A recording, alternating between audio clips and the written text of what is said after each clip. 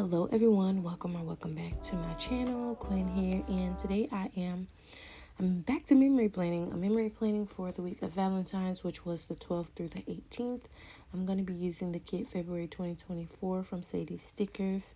And for this week, I'm not going to be talking about the stickers I think I mentioned on my Instagram story or in my community tabs that I'm going to be doing like book reviews, so like read-alongs and talking about specific chapters and stuff like that.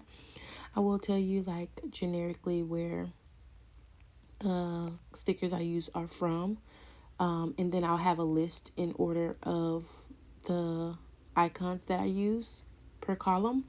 So the foil washi that I use at the bottom is the XOs are from Sadie Stickers. The hearts are from Letters to Apollo. My days of the week scripts are from Make Be Makes.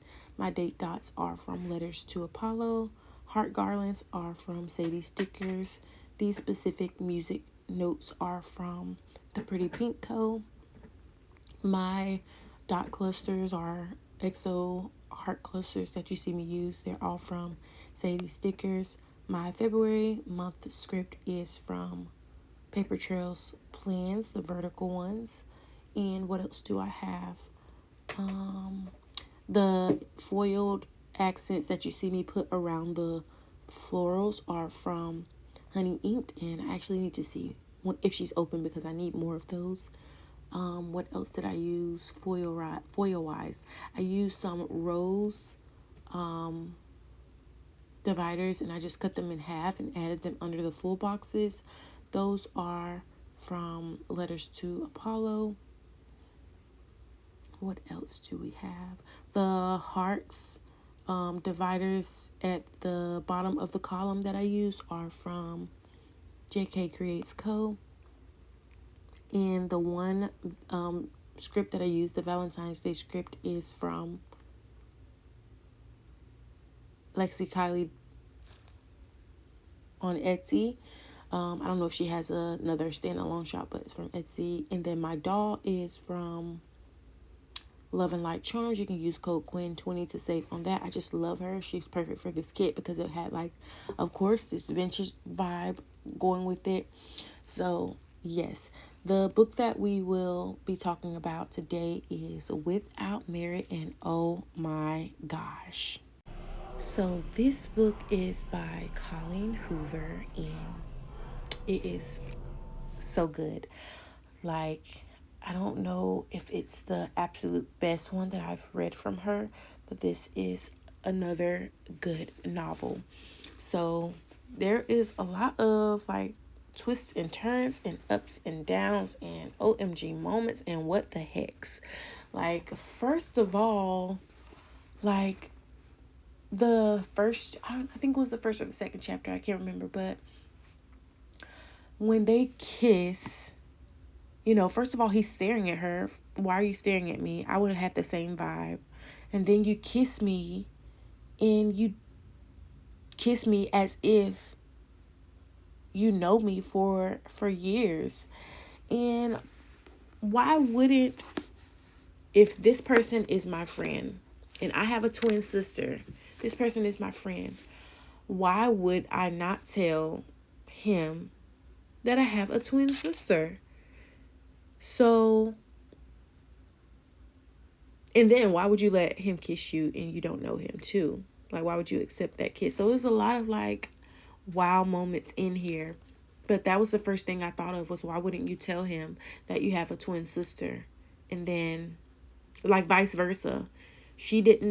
Her sister didn't tell him, and she herself didn't say, hey, wait, maybe you think I'm my sister because, I don't have a boyfriend and blah, blah, blah, blah.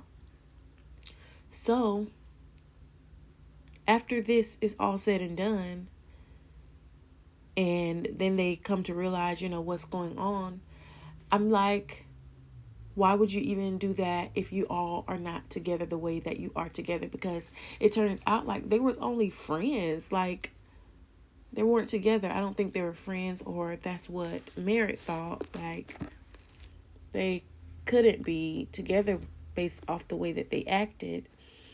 And then the book was like so wild. So another thing that happened in here that was notable or something to mention is all of them, they're all staying in the same house. The dad, he even has he has a whole nother wife, and he has his wife living in the basement. And I think it was, it's on her own terms that she's living down there, and she has some things going on. But reading this book, you would not know that she had these things going on. So she's been living in the basement while you're in a whole nother relationship with someone else. And I feel like I'm with Merritt on the decisions that she made. I would totally feel the way that she's feeling. Like, I would feel left out. I would feel closed up, like behind closed doors on everything. Like, no one's telling me anything. Everybody's making me feel some type of way. Now I'm trying to pretend to be my sister even further, to see if I can get that same type of energy, that same type of love from this guy. And then when she did that and pretended to be her sister, he was like, "What are you doing? Why are you trying to kiss me?" So it's like they were never together.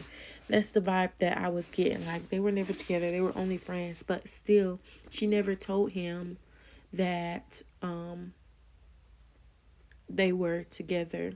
And I'm not going to, just in case somebody didn't read the book, I won't do this the next time because I feel like I didn't mention it enough that I was going to be doing a book review for somebody else who didn't read it. I'm not going to go like full into detail, but the stepmom had a brother that came over, and he has this whole thing where he just writes down the time, the date, the person he's done something with, and does it like as fun. And I feel like she was so self-conscious and like wanted to fit in even with her sister. She was willing to give herself up to her uncle that she doesn't even know. For that's one. And then two, she had this grudge with her brother because of something that he did when he was little, probably XA her or whatever. In her eyes, she thought that's what it was. And then her sister not feeling the way she's feeling, not reciprocating, what she thought she should feel for her. And she just wrote it all out. She put it all out. She put it all down on paper, what everybody has done to her, how everyone made her feel, and yeah, it was just crazy. And then there was the dog too. The dog, I feel like was a release moment because now she has somebody to, put her attention on, put her love on, and stuff like that. But this dog was hated by her father and didn't even want this dog. But the dog's owner ended up passing away, and then he ran back to the only home that he knew, which was their home, which was actually a church, but they turned it into their home. So the dog lived there now, and you know, he lived back there for a few days. She took care of them. The stepmom, no, not the stepmom, the dad was like, wait, why is this dog here? Because he just absolutely hated this dog. But thankfully, he let them keep the dog back there. And I think that was a good release from her. And then eventually they got together. The guy that she kissed in the beginning, they finally were able to be together. But after all of the craziness happened, she felt like everyone was just against her and didn't want to be around her. And yeah, all of the things. She ended up trying to hurt herself, and immediately, like even while being drunk, the part where she was like, wait a minute, this is not what I really want. I'm really about to be out of this world in the next few minutes or next few hours. So thinking that everybody was against her, she had given these letters to everybody telling them how she felt about them and how she feel like they would be better without merit. And that was so crazy. And she ran to the guy that she kissed for help. I think she ran to her brother, she ran to her no, she ran to her long lost uncle, and then she ran to her the boyfriend, and she tried to explain what she had done with trying to hurt herself. And they just went all in trying to help her and get the things out of her system that she had taken. And you remember the mom is downstairs and she has her situation going on, and I'll talk to you about that in a minute. But she had hurt herself, and the guy who she kissed is now trying to help her get out of what she's in. I don't even know how to explain it without trying to tell you everything, but they ended up calling 911 and all of this jazz. And then the dad, he's like, what's going on? They skip over the letters because she gave them the letters at nighttime, I believe. And they jump over the letters. They just walk straight to her to try to figure these things out, what's going on. And long story short, these are fake pills, like for her mom that's downstairs. And she has X, Y, and Z going on, but it's not even real. So she's on like fake pain medicine or something like that. And that was so crazy. And the children, they're all living in the house under the assumption that almost as if their mom is fine. And I mean, they know something is wrong, but they don't know exactly everything that's going on. They don't know why their dad decided to live in this house with their mom, with their stepmom. So I don't know what was going on in their head. They were probably like, my dad is just the craziest person in the world to want to live like this. So with those pills being fake, he ended up telling, the ambulance, hey, there's no real scare here. They were fake, but she'll still need to see somebody for even trying to attempt that. But wow, just that portion alone was crazy. So now let's get into some other things. So mom, the real mom, living downstairs, she had this mental issue where she thought, I guess everything was wrong with her. So they had to make a placebo pill for her to take for her pain. Dad says she's not even in pain.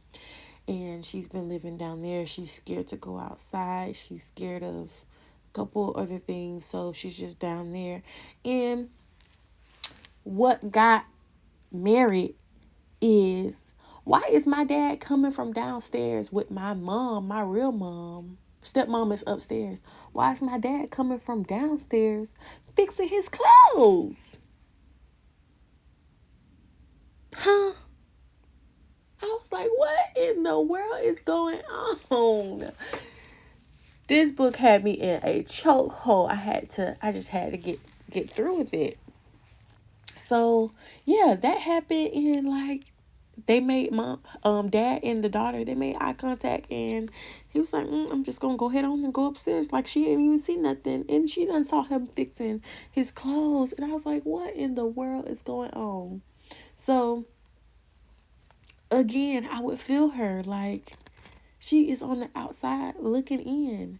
And then her beloved dog got sick. They rushed him to the vet. I think, did they rush him to the vet? I can't remember, but he ended up passing away too, and they tried to bury him with the previous owner. Got caught, went to jail. Like the dad, he went to jail for trying to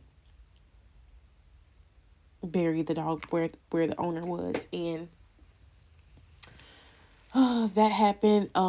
They went to jail. They got out of jail, and then oh, what was his name? I cannot think of his name now. But the guy that she kissed in the beginning was like, no, we really have to go bury him by the owner. So they ended up going back to the graveyard. I'm all over the place, but they went back to the graveyard to bury him again. Everybody was mad at everybody, and the twin sisters needed to figure these things out. So those two were left in the car to talk things out, and they ended up talking things out. Taking a walk down memory lane. They're back being the besties of besties, and they say, let's play a trick on this guy to see if he can figure us out. They change clothes, and after they was finished burying the dog, they came back in the car after, they switched places so that they could trick the guys, and he ended up knowing that they did the switcheroo, and that was just like so cute, and that's like I think my favorite part of the story, and that they were gonna be basically together now. But another crazy thing that was happening in this book is the stepmom's son. He was asking all of these questions about everybody that was in there, and they were like, trying to shut him out. But Mira was like, no, he needs to know these things, because when he gets older, he is not going to know what is going on. So they were bumping heads with the son, her son, and they were being rude to her and ignoring her sometimes, and just treating her like a bad stepmom. But she worked, she took care of her child, and she just wanted them to do like the basic things like cook, clean up your messes. And she was just wondering, why are they being this way towards me, is how I felt in the storyline. Why are they being this way to me? Is it because they think that I took their dad from the mom, but really mom is a little bit sick, so I'm assuming that's why dad moved on but didn't move on, right? So crazy. And again, I'm trying to tell this story, or talk about this story, review this book in a way that is not giving up too much information. But for me, I feel like Merritt kind of set her own self up going into the story, like putting myself in her shoes, the way that she was going about things and her life, and kind of like shutting everything out and everybody out. And she is looking at everything that's going on the sidelines, like she's not really saying too much, and she's staying in her room. And if you don't talk to your family and you're fighting, you rather fight or hold a grudge about everything, instead of talking it out and figuring out how you can fix things that are going out, then how can you expect to know things that are going on and work things out, basically. Saying what I said again, but it's like she was already ready to destroy everything that was going on in her family after, you know, finding everything out, instead of approaching it like an adult that she is. She'd rather destroy everything that's going on. She's just fed up with everything that's going on inside of this home, that she'd rather just shatter the illusion of a happy family, and she'd rather go out as well, like put everybody's business on black and white paper, and then not only that, you decide to off yourself and say, once they read it, it'll say they're doing all of these things without merit. And it's just I don't know, my feelings about this book is still a very good book, and it's on the top of my list. It's one of my rereads. It had a lot of highs and lows and twists and turns, and yeah. And another thing too is they were living in a church, but then it was their home, but then like they were idolized. Like, I don't know, it was just weird the way they were kind of careless about the figure of Jesus that they had in their house, dressing it up and decorating it and stuff like that.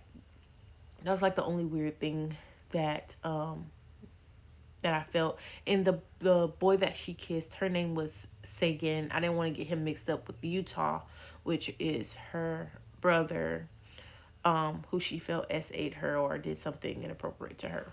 Speaking of Sagan, I don't feel like this would have been a Colleen Hoover book without a male character, which we don't even know too much about him. He does go into detail about his tattoos and also about his family, but he's so focused on merit and on her family too. And then she didn't even know that he was actually living in the house already. Like, he had a room there and everything. And the dad and Sagan had an agreement, which if you read it, or um if you read it or if you have read it, you know what happened at the end, in him eventually having to leave. But we don't know too much about him, just that he was loving everything about Mary, except for when she tried to do the switcheroo without knowing that they did the switcheroo in the house.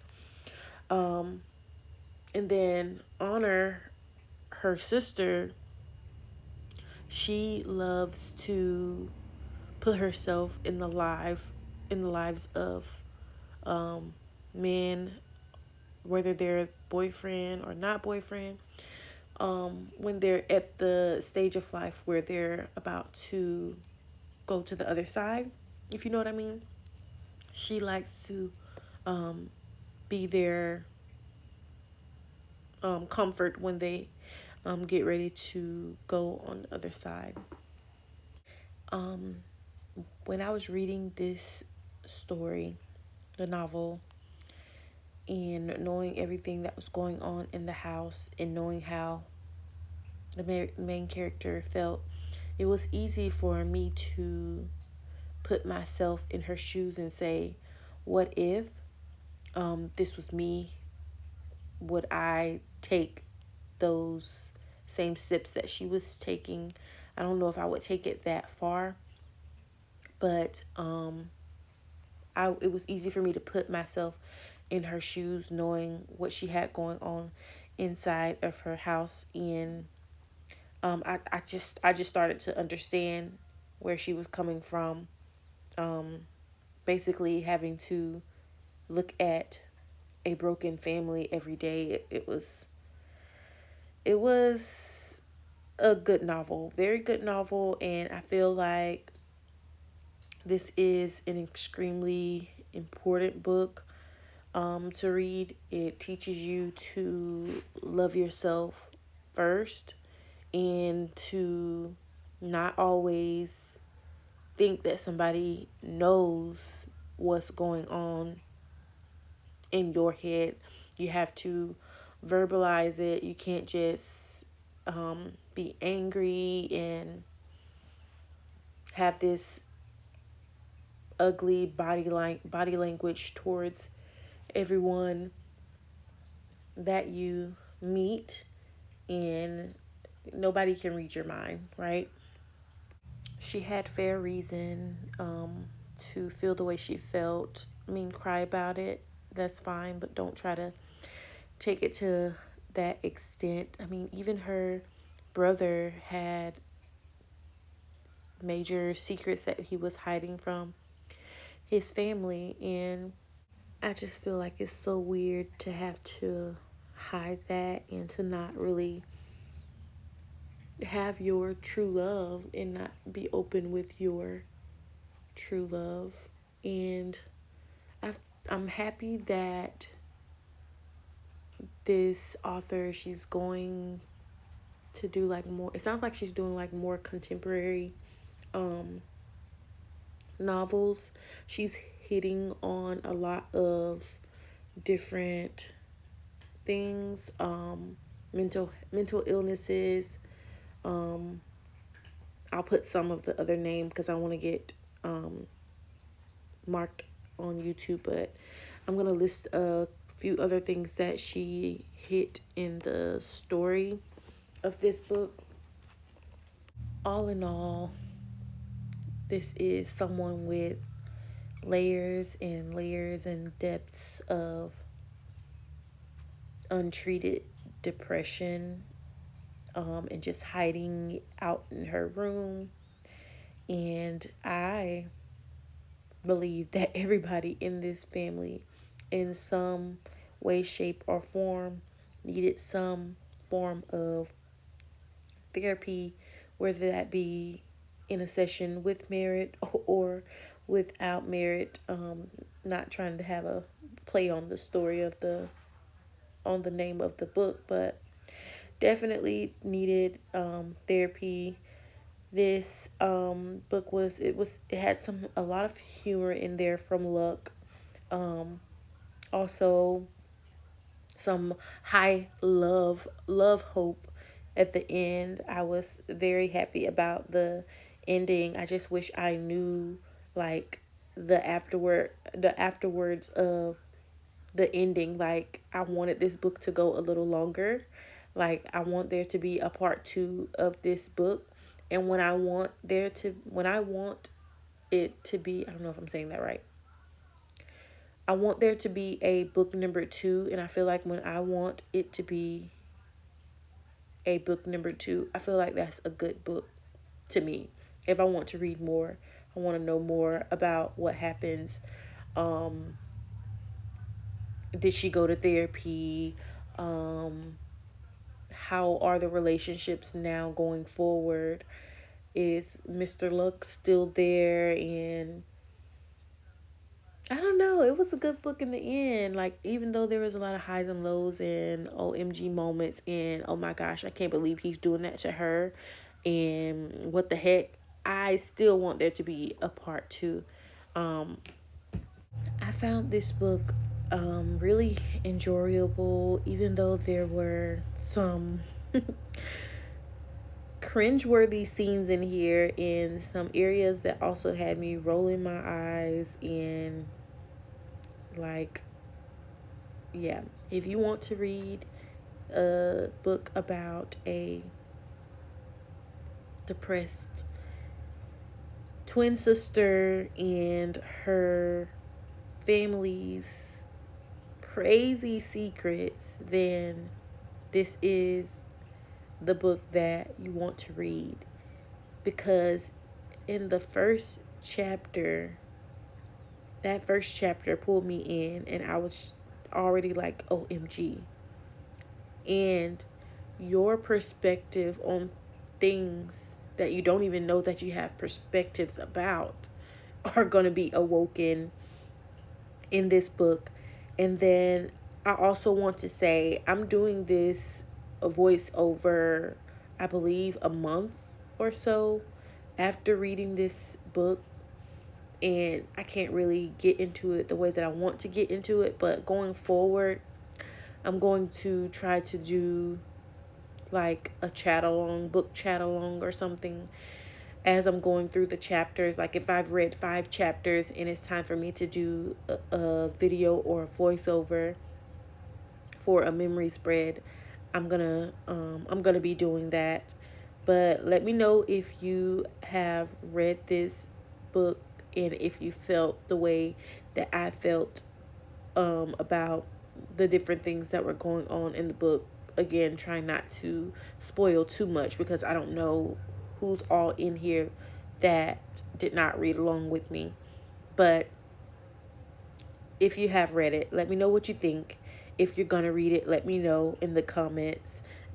Because this was a good book. Here is a wiggle for you all. I hope you all enjoyed the video. If you did, please give me a thumbs up and consider subscribing to my channel, and I'll see you in the next one. Bye.